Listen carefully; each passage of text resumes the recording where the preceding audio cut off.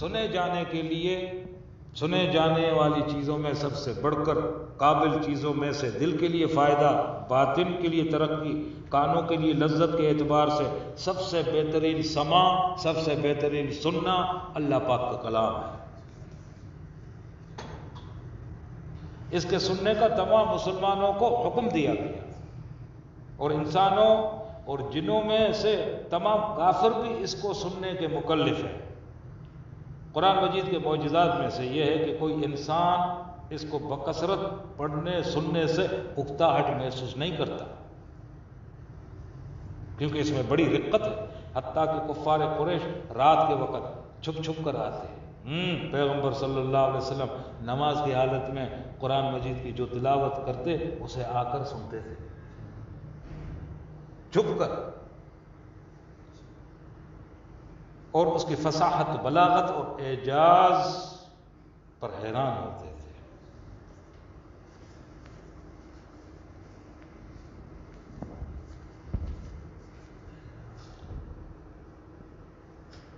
مثلا نفر بن حارث جو ان میں سب سے زیادہ فصیح تھا، فصیح سمجھتے ہیں، جس کے علم میں، جس کے عربی دانی میں فصاحت، بلاغت، اس کو ہم اپنی بولی میں کیا بولیں گے؟ ہاں، وسعت، ہاں وسعت، اور زبان کی ہماگیری اور گرامر کی ہر پیچیدگی کا عنوان جس میں موجود، وہ جس کے اندر ہو وہ بندہ فصیح ہوتا ہے۔ اور ساری دنیا کی زبانوں میں جتنی فصاحت تو بلاغت عربی زبان میں ہے وہ کسی زبان میں نہیں ہے۔ سبحان اللہ۔ سب سے زیادہ فصیح تھا نفر بن حارث ان میں سب سے، اور عتبہ بن ربیعہ جس کی پھر بلاغت میں جادو تھا، اپنی بات پہنچانے میں ان کو کمال تھا، فصاحت، بلاغت۔ مثلا اور ابو جہل بن ہشام جو خطابت و دلائل میں، تقریروں میں اور دلیلیں دینے میں ید بیضا رکھتا تھا، ید بیضا سفید ہاتھ رکھتا تھا، اس کی گفتگو میں بڑا نظم ہوا کرتا تھا، نظم ابو جہل کی۔ اس طرح کے دوسرے لوگ خفیہ طور پر قرآن مجید سننے کے لیے آتے تھے، یہاں تک کہ ایک رات حضور علیہ السلام ایک سورہ کی تلاوت کر رہے تھے، عتبہ کے ہوش جاتے گئے۔ سمجھتے تھے نا، ہم نہیں سمجھتے، کھڑے ہیں الو کی طرح ملا پڑھتا ہے، ان کو پتہ بھی نہیں، کیوں؟ عربی دانی نہیں ہے۔ اس پاکستان کو قرآن کو خدا ہدایت دے یا خدا غارت کر دے، کوشش ہی نہیں کی اس قوم کو کہ اپنے دین کے مذہب کی زبان میں اتارا گیا کلام ان کو آ جائے، سمجھے۔ اس قوم کو عربی کی تعلیم ہے ہی، انگریزی کو ٹاپ پر رکھا بے غیرتوں نے، اس لیے ہم مسلمان ہو کر قرآن کو سمجھتے ہی نہیں ہیں۔ لیکن وہ عربی دان تھے، چونکہ ان کی زبان میں وہاں نازل کیا گیا تھا، اس لیے وہ ہوش کھو بیٹھا بھائی۔ عتبہ بن ربیعہ خود جس کی بلاغت میں جادو تھا، جب بات کرتا نا لوگ سیر زدہ ہوتے، خود مسحور ہو گیا۔ یہ بیان اصل میں علماء کے لیے ریکارڈ کر رہے ہیں نا، علماء تک پہنچنا چاہیے۔ ہم تو سارے ایسے ہی ہیں، بٹی جھونکنے والے، بازاری آدمی۔ عنوان دیکھو، ہم لوگوں کو دیکھو، اللہ اکبر۔ وہ ابو جہل سے کہنے لگا مجھے معلوم ہو گیا ہے اتنا کہ یہ بہرحال کسی مخلوق کا کلام نہیں ہے،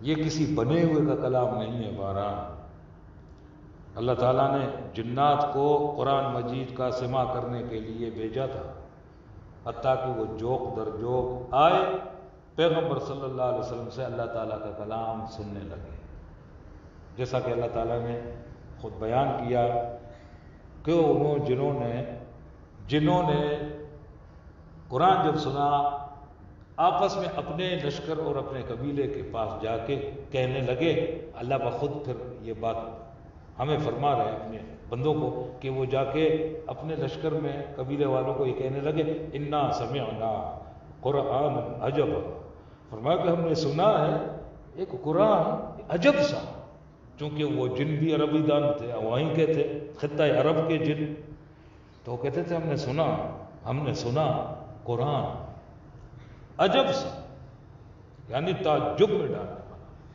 حیرت کے سمندر میں غوطہ زن کرنے والا وہ کلام ہے۔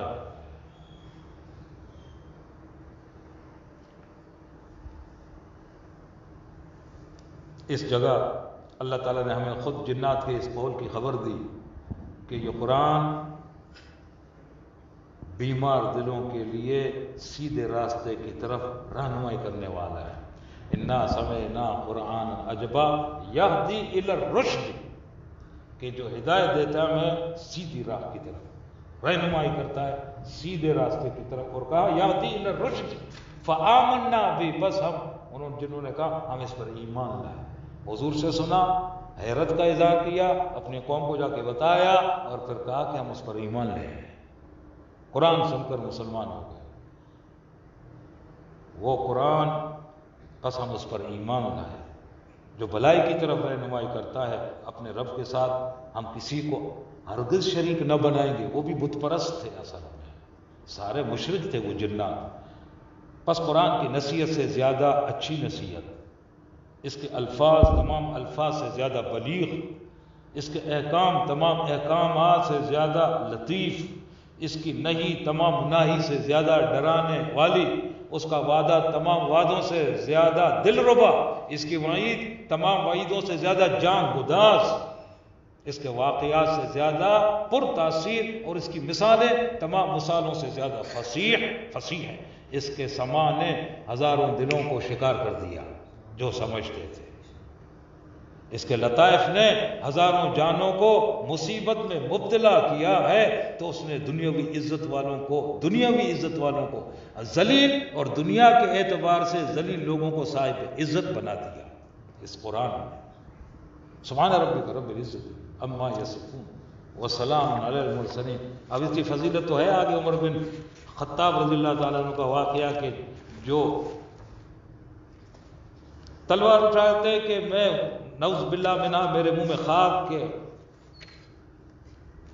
حضور علیہ السلام کے قتل کا ارادہ کیا تھا، تلوار لے کے نکلے، راہ میں کسی صاحب نے پوچھا کہ عمر کہاں چل پڑے، بڑے عالم جلال میں ہوں، کہا میں فلاں نعوذ باللہ منہا محمد رسول اللہ صلی اللہ علیہ وسلم کو قتل کرنے جا رہا ہوں۔ کہا وہ ان کو بعد میں قتل کرنے کی بات کرے، سب سے پہلے اپنے گھر کی خبر لو۔ کیا کہتے ہو؟